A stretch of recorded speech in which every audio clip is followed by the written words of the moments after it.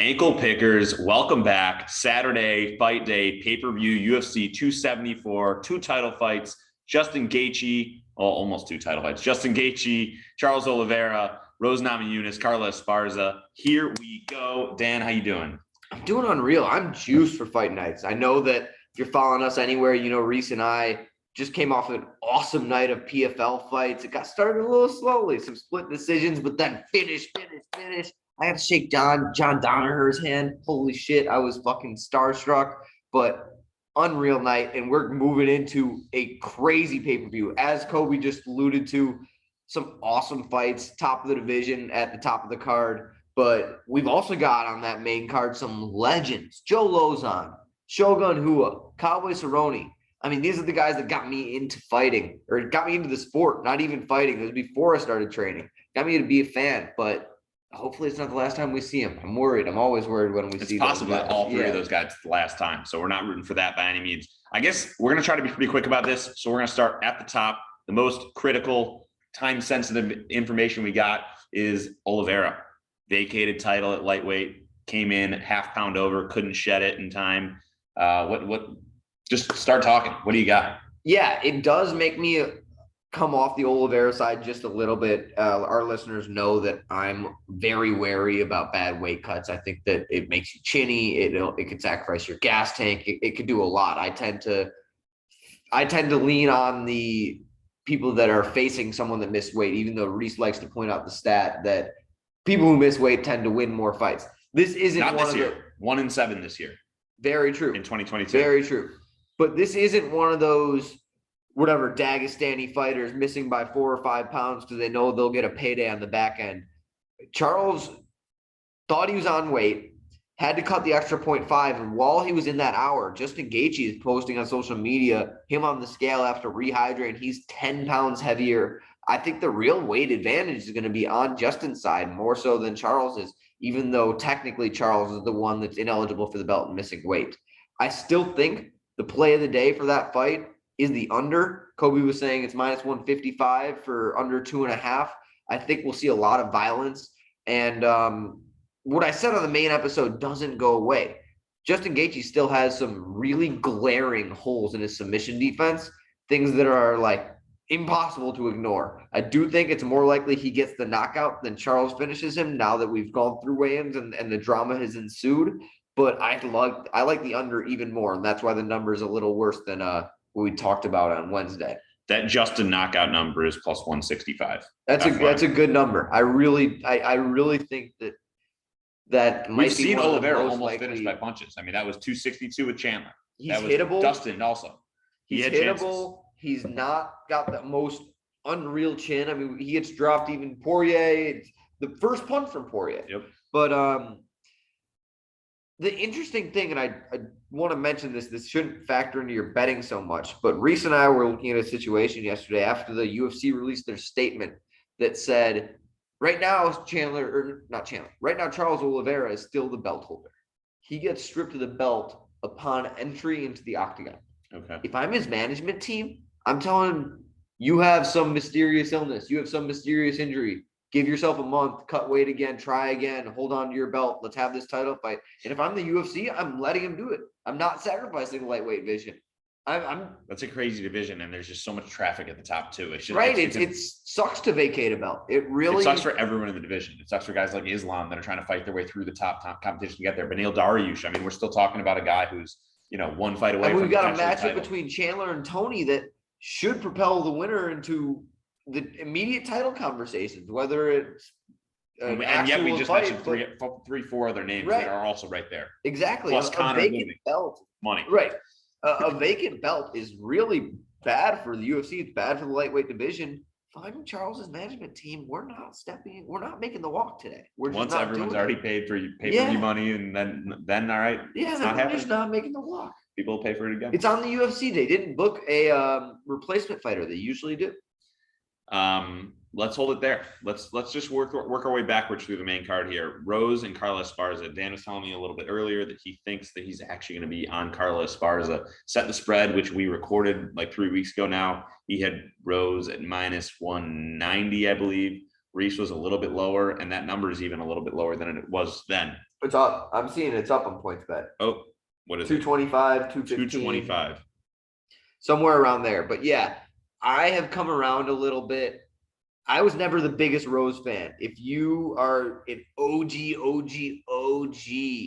ankle pick listener, I'm talking our first episode. I picked Andrade to beat her in the rematch. But 253. Yeah, that was our first episode. Kind of crazy. But I still think we saw from that Weili fight that she has major holes in her takedown defense. And although Carla isn't the dominant wrestler that she once was, I think she's still one of the better wrestling talents in the division. And I think that there's still a huge likelihood that we see her control Rose over the course of 5 rounds for a really big period of it. And I think that double your money, we're looking at a plus 190, plus 185 kind of price on Carla right now. It's just a gift. And I'm not talking about a hammer, but I don't think that Rose covers her spread. I just don't.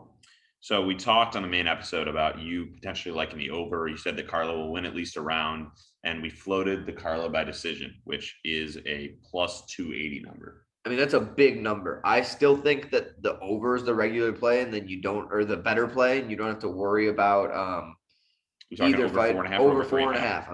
I'm talking the full distance, fighting for 42.5 minutes. 22 and a half minutes. 40 would be a long fight. That's like some Cheeto Vera shit. But, plus 157 over 4.5. Oh, I'm sorry, that's under. Minus 172 is over. And I still think that's a good price. Like I said, Carla's going to win a round. Carla's probably going to win at least 2. I've got her. I think she's going to win 3. That's why I'm laying the underdog money. But Rose is going to come back. Rose is a gamer. Trevor Whitman is one of the best game planners of in the world. I mean, Gianna Fabian was talking about Eugene Berriman being an evil genius. I think that title should apply to Trevor too. The guy can game plan with the best of them. But I see him having to game plan over 5 rounds. I really do think that this one goes the whole way. The people's main event, as Reese called it, we have Michael Chandler and Tony Ferguson. If you're line shopping, you get Michael Chandler minus 320. You can also get Tony Ferguson plus 320 over on 5 dimes. What do we got there? On the main episode, you were talking about Chandler only in parlays. Reese basically said he can't bet either side. We don't trust Tony's chin at this point in his career, but it's not so much his chin. It's his speed and it's his defense and it's the amount that he gets hittable. You still can't finish him. Justin couldn't even finish him when he technically got the TKO. It's a referee stoppage. Tony wouldn't go down. Tony's as tough as they come.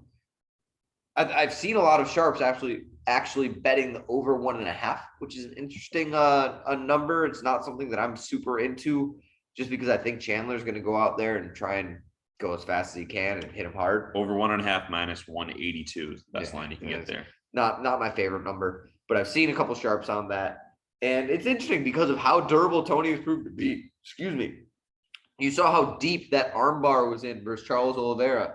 I mean, at the same time, though, Dariush is having success boxing against Tony. Chandler's going to hit him way harder, way more frequently. I still think Chandler's only in parlays for me. It's just I'm not comfortable betting him up at 380, 370, 400. It opened at minus 155. The sharps got in there early and then at minus 200, minus 250. I'm not going to tell you all to play it past that. Chandler by knockout or sorry, KO TKO plus 110. Chandler by decision is plus 260. As crazy as it sounds, and I know that I'm telling you that Chandler's going to hurt him and hurt him bad, that 260 number is great. There's 3 rounds, right? Yeah, we're talking about a 3-round fight. How many times have we seen Tony Ferguson just not be finished? And by not be finished, I'm not talking about like have the defense. I'm talking about refusing to tap, refusing to turn his lights out, just rolling out of fucking knockouts. He's nuts. And we haven't seen Tony in a full year now, right? His last fight was last May. Exactly. It's not like he's coming in after a brutal knockout he's never had a brutal knockout, but it's not like he's coming in off of taking a lot of damage and has a quick turnaround or something. This is the right way to take it. And as much as I'm saying that, I don't think that he's as sharp as he once was. I think that Chandler's got him. I just think that over is probably the better play than the under. I think Tony's going to be tough. Top of the main card, we have two, I don't want to call them retirement fights, but potential retirement fights. We've got OSP and Shogun Rua, and then Donald Cerrone and Joe Lozon. And I do want to say that Dana made a point to say that neither Cowboy nor Joe. Or no, this is sorry, I'm completely mistaken. This was about the Chandler Tony fight. He said that with a loss, neither of them are getting a pink slip. So forget that we're talking about the legends now. This could all be their last fight. In terms of Cowboy Joe, it's interesting, and I'm going to say it's a pass right off the bat, just because I could see huge red flags from both sides. On Joe's side, you got the huge layoff.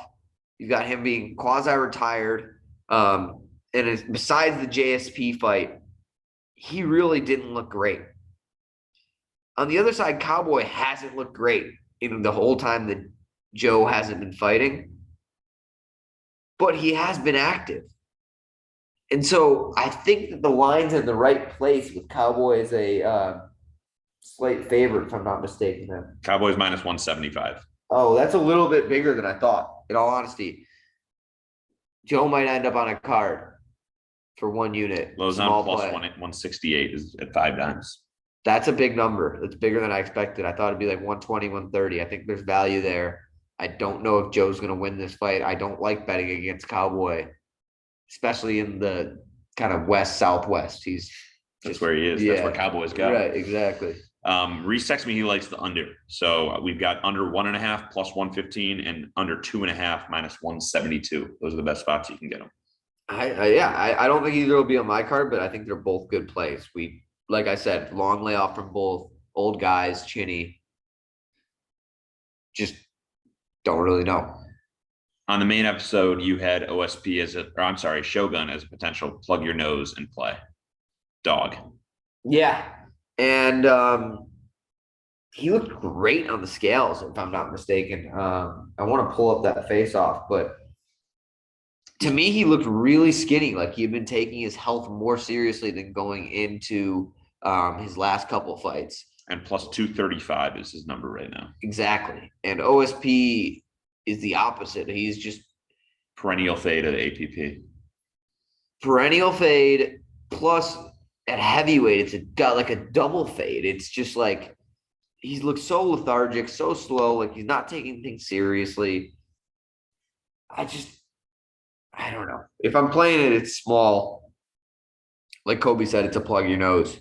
But I think Shogun still maybe has some gas in the tank, and nothing from OSP has shown me that he's just the OSP. And we were talking about him as maybe the biggest bust of all time, like in terms of potential and and what he's done with it. Before we go, and I know this was a quick one, let's talk through a couple of these prelims. Reese wanted me to mention Ivanov by decision was one thing he wanted me to call out. I'm going to pull up a number on that. It is Ivanov by decision is plus 295. That's a big number. And like we said, he's a guy that just wins rounds. He's not a dominant puncher. He's not a dominant wrestler, but he's going to control you. He's going to dictate where this fight goes, unless he gets hurt quick, because Marcos is a little bit bigger than him. But that being said, Derek Lewis couldn't hurt him with clean punches. So I'm not crazy worried about that. I just think that Reese's mind is in the right place here. If he's going to win, it's going to be a grinder of a decision. It's going to be a little bit of a boring fight if you're looking for a heavyweight banger. Lugoy doesn't really do that, but he's as tough as they come. Clayton Rodriguez, this is a big number, minus 360 is what we're looking at now. Dan, you were very excited for him, but the price is too steep. Yep, still the same. No parlays. Yep, this is not a number that I like next to a debuting fighter. It intrigues me. Very excited to see him fight. I don't think that Vergara's power is going to be any kind of worry for him. That being said, Vergara does have power, and a debuting fighter that I just haven't seen enough from, I'm not going to back. You teased the under in the bantamweight Royval Chanel fight. Anything there? I want to play it. I'm not going to. Minus I really 145 want to. is under 2.5. Yeah, and it's these flyweights and bantamweight unders have burned me a lot, and I'm gonna be reserved here, and I'm not gonna play it. I'm gonna lay off. But that's one that was if we're doing like bracketology terms, it's the last 4 out. Got it. That wraps it up for me. Any takeaways? Anything else here? Nothing crazy. I will say to our listeners, just to not be crazy surprised if you see me tweet later, I might be taking a woman's favorite. I like Lupi Godinez a whole lot. I think she's sitting at like 200, parlaying her with Chandler, pays around even money, and that might end up being on my card. But I'm not saying to reserve the science. Let's keep the science track.